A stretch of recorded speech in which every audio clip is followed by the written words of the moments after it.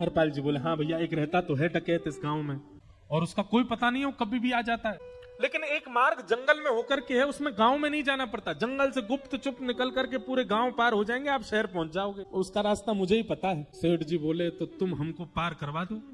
हरपाल जी बोले मैं पार तो करवा दूंगा, लेकिन भगवान मेरे घर कुछ मेहमान आए हैं, उनके भोजन आदि की व्यवस्था के लिए मैं तो बाजार आया था, मेरे पे धन नहीं है, आप यदि मुझको कुछ दे देंगे तो मैं घर पर व्यवस्था करके आऊंगा, तुरंत आपको लेकर के गांव पार करवा दूंगा। ठाकुर जी ने उसको कुछ सोने की मोहर दे दी, बोले लो तुम अपने घर की व्यवस्था कर आओ। हरपाल जी ने सामग्री खरीदी, घर पर पहले व्यवस्था करके आए, बोले आज की व्यवस्था हो जाए, क्योंकि आज तो 10 साल का सब चोरी करना समय लगेगा। पत्नी से कहा भोजन प्रसादी बनाओ, संतों को पवाओ, संत पूछेंगे मैं कहाँ है तो कहना कि आप लोगों की 10 साल की व्यवस्था करने गए आज। हरपाल जी लौट करके आए और सेठ जी से कहा आइए आइए चल दीजिए मेरे साथ और हमारे संगी चलना बिल्कुल। ठाकुर जी रुक्मणी जी चलने लगे, जैसे ही विहंगम जंगल में पहुंचे, भयंकर भयावह जंगल, बीच जंगल में जैसे ही पहुंचे, हरपाल ने पीछे मुड़ करके देखा, दोनों चले आ रहे हैं। तुरंत महाराज वो तो अपने रूप में आ गया, शेर की तरह गर्जना करने लगा, अपनी लाठी धर दी सामने और अपने सिर का स्वाफा निकाल करके सामने बिछा दिया।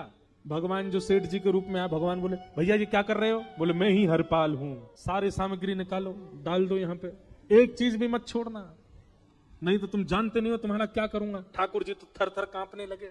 रुक्मणी जी बोली देखो कैसा नाटक कर रहे हैं, रावण के आगे नहीं डरे थे, कुंभकर्ण के आगे नहीं डरे, हिरण्यकश्यप के आगे नहीं डरे, वो हरपाल के आगे ऐसे कांप रहे हैं।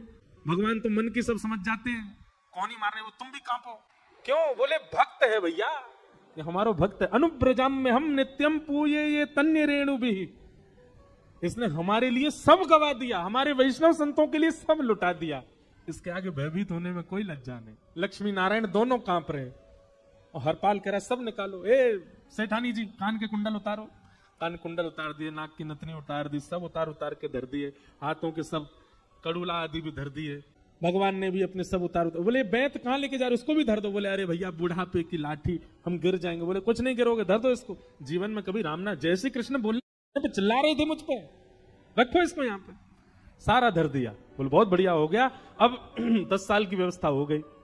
इतने में भगवान की कनिष्ठ उंगली में एक अंगूठी थी। हरपाल बोला ये कहाँ बचा के ले जा रहे हो, उसको दो। बोले अरे भैया ये तो बहुत बचपन की हमारी अंगूठी है और ये आज तक हमारी निकली ही नहीं है और ये निकल ही नहीं पाएगी, इसको बाहर हम निकाल ही नहीं सकते, इसको तो रहने दो हमारे पास।